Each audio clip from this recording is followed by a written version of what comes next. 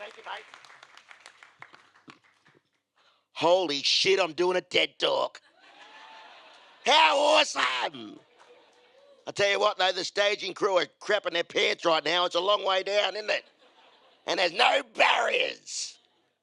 When they told us today was all about community, one word sprang to my mind, and it's family, because family is your first community that you grow up with. And I want to share a little bit about my life, my family life, with you guys and transferring right through to where we are today. And when I agreed to do this, Clay actually said to me, most speakers get 18 minutes, but you're only half a guy, you get 9. So, what an arsehole, right? Fair dinkum.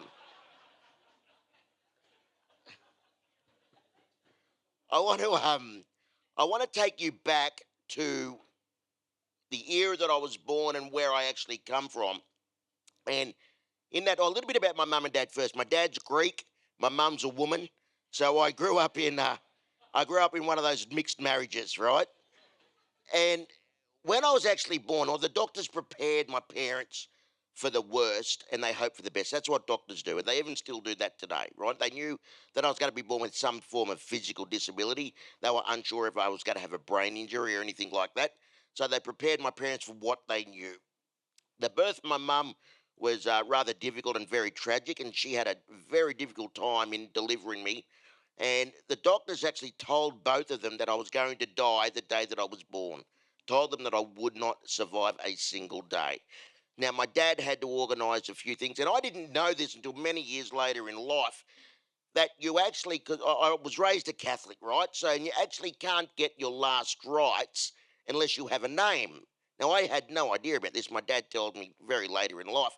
So my mum and dad didn't actually name me. The priest named me. So he whisked me away and named me. I was meant to be Mark. He called me a John. He named me after a dunny. Oh, how good's that, right? There's a John in every house. Generally, you sit on us, right? So anyway, I've got the last rites and I've been given a name. The doctors tell mum and dad that don't expect him to live. So I was left up to my dad to organise many, many different things, including the burial of the coffin. And being the size that I was, just like this little baby here, I could easily fit into the palm of your hands. I was so, so tiny, not expected to survive. And in those days, newborn babies, regardless of whether you were boys or girls, they were all buried in dresses. So I guess that doesn't matter these days either, does it really? So the doll's dress that my dad chose for me, the funeral dress my dad chose for me was a doll's dress. I was so, so small. The doctor said I wouldn't make a day. Well, I made that day. They came back and said he won't make a week. A week rolled on. Forget the month. A month come and go. There's no way he's going to make his first birthday. 54 damn birthdays later. Abso-bloody-lutely. I'm going strong, and you know where those doctors are? Dead.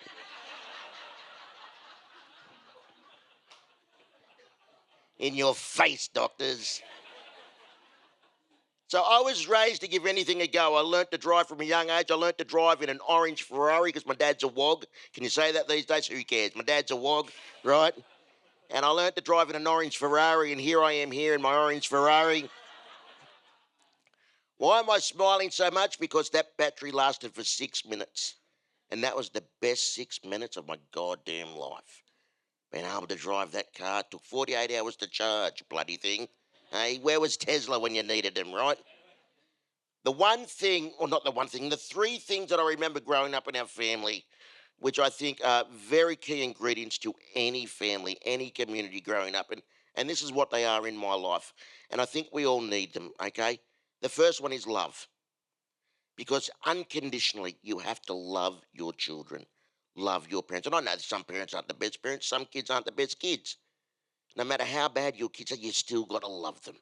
You have to unconditionally love your kids. The next one is time. Why? Because you can't get it back. There is nothing that you are doing that is so damn important in your life. You cannot hang up that phone. You cannot put that cooking away for 2 minutes of your life because that's all your kids want. A little bit of your attention for 2 minutes.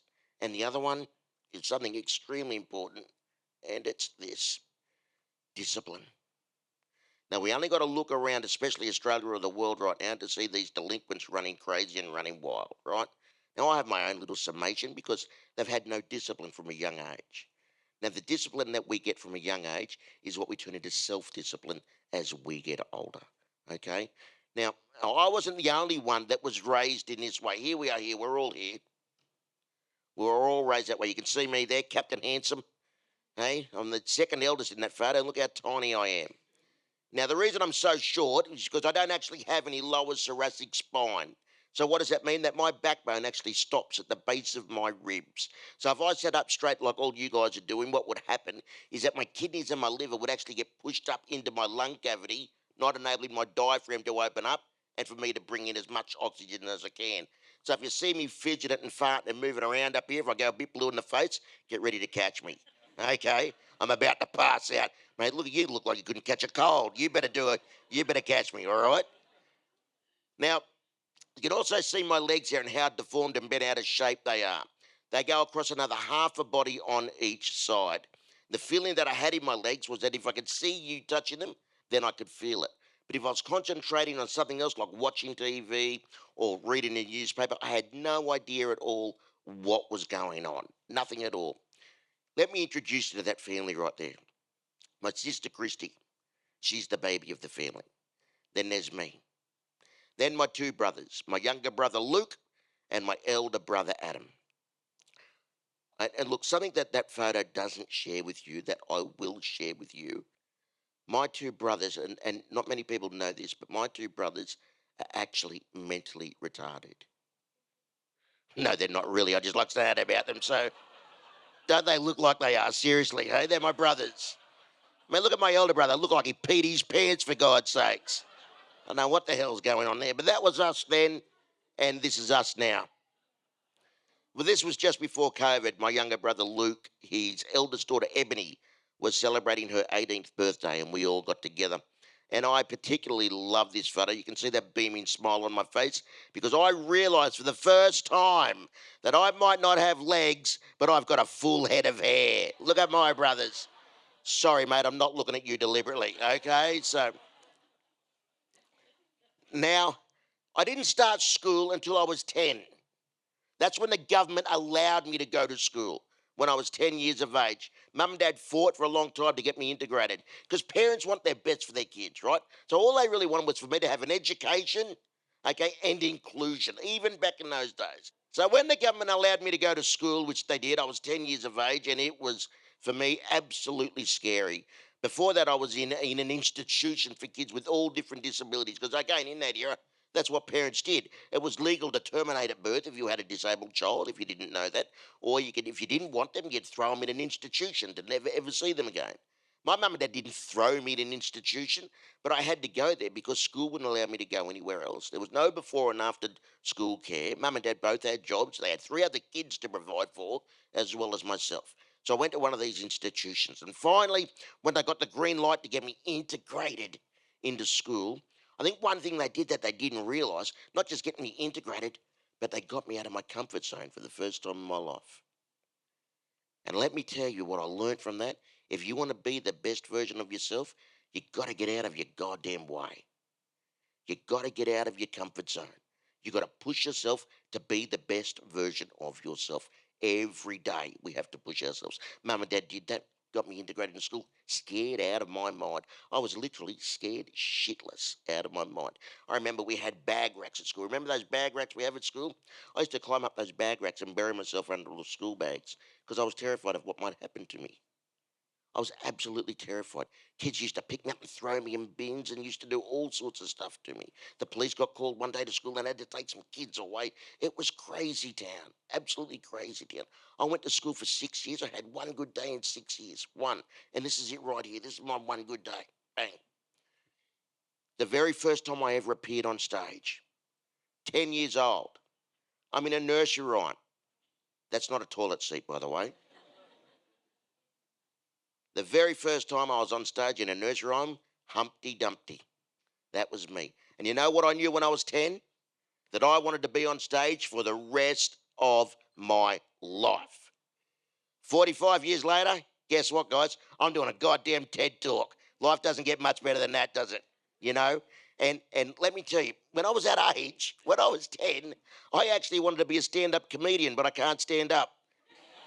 Very true. Well, I grew up listening to the greatest comedian of all time. I thought he was, and I wanted to be just like him, and that was Bill Cosby.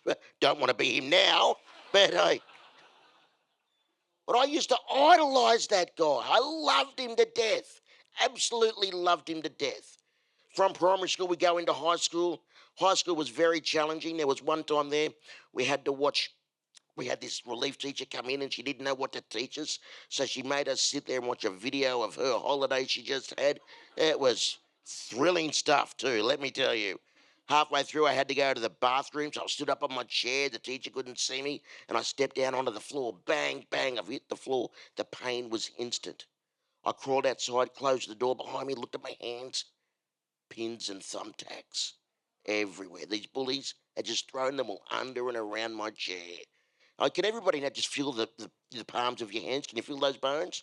Because those pins and thumbtacks were stuck in those bones. I had to walk on my hands, leaving red bloodied handprints through the school.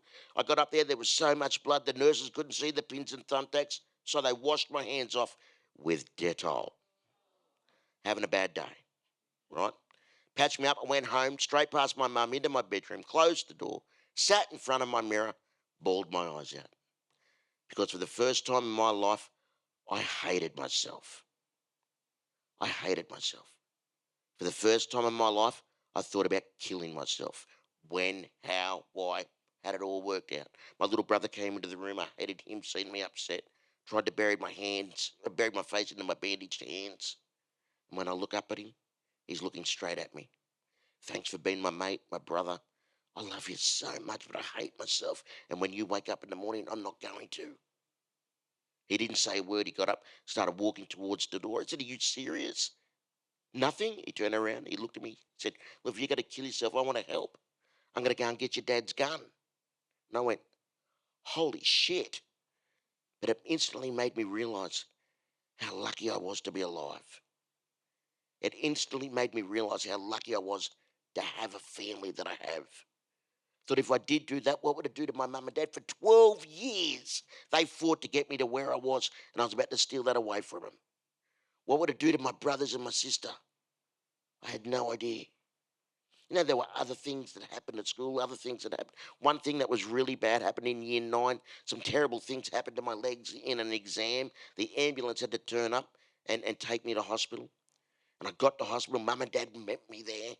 The doctors patched me up the best they could.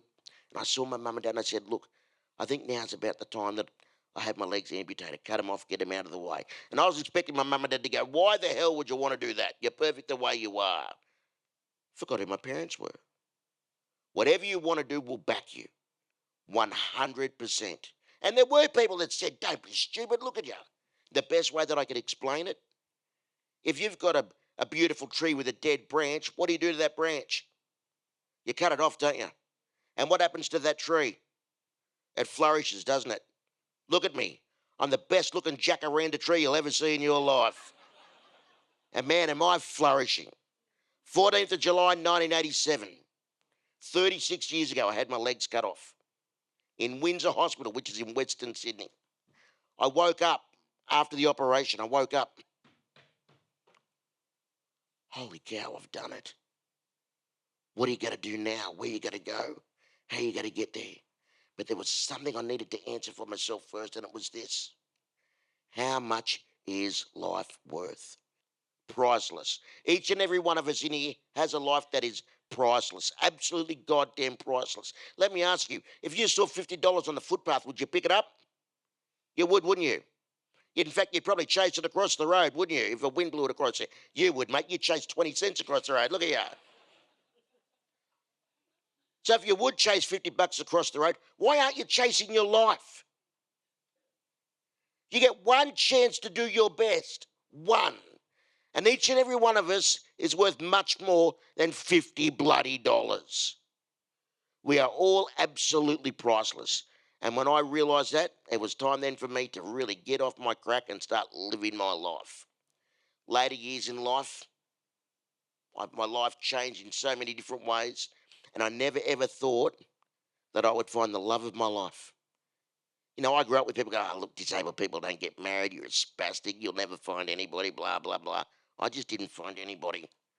I found someone special, the absolute love of my life. Our wedding day is one of the most best and proudest days of my entire life. I absolutely loved it. I got in trouble after that photo was taken. She slapped me because I was under there humming a little tune. You might know it. There's a bear in there. But I've literally put my beautiful wife right through the ringer. There's been some very, very challenging times. Here I am about 12, 13 years ago in a coma for a month. Died twice. She was told 8 times I wouldn't survive. I love it when the doctors get it wrong. You know the worst thing about that? I never got to say goodbye. The three most powerful words in this world are I love you. And you want to know when you hear them the most? At funerals, when it's too late. Make sure you share those words with the people that are near and dear to your heart.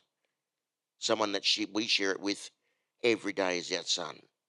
Every day we tell him how important he is. And he's got a few challenges as well. But I want him to share that with you guys. Can you tell this fantastic audience here what your three challenges are, please?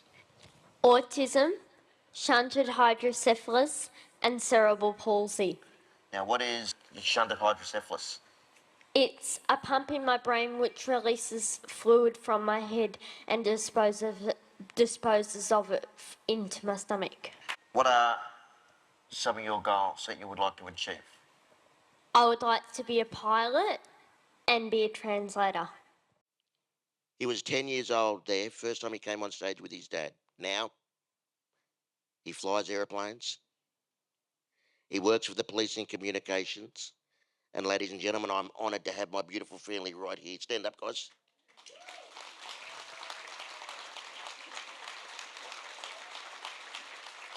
All right, that's enough. Sit down. Righto. But it is so important to find the people in your life to share your life with you, the craziness, the fun times, the sad times, the bad times, the troubled times. Find someone that will be right by your side. I guarantee you this. There will be many, many people in your life that will ride in the limo with you. But how many people are going to ride in the bus? Pick your three, pick your six that are going to ride in that bus with you and take them on the journey. There's my three right there that will always be in my bus. Always. You guys have been absolutely fantastic. Have a bloody beautiful night.